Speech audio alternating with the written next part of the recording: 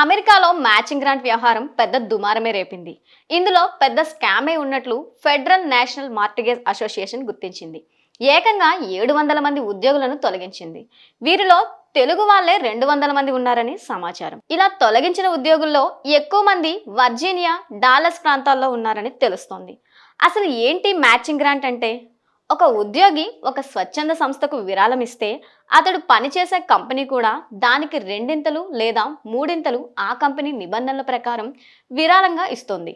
దీన్నే matching grant అంటారు. అయితే ఉద్యోగులు తప్పుడు పత్రాలు సృష్టించి చందాలు ఇచ్చినట్లు చూపించారనేది ప్రధాన ఆరోపణ.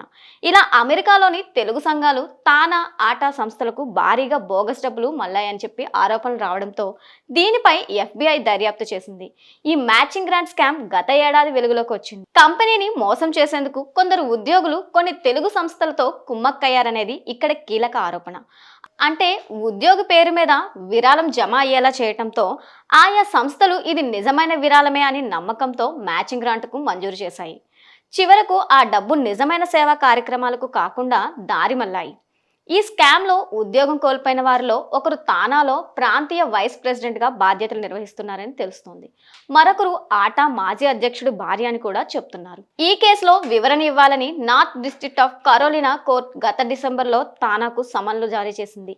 2019 నుండి 2024 వరకు విరాళాలకు సంబంధించిన రికార్డులను ఇవ్వాలని కూడా ఆదేశించింది. ఈ వివాదం కారణంగానే ఇప్పుడు 200 మందిని ఉద్యోగాల నుండి తొలగించారు.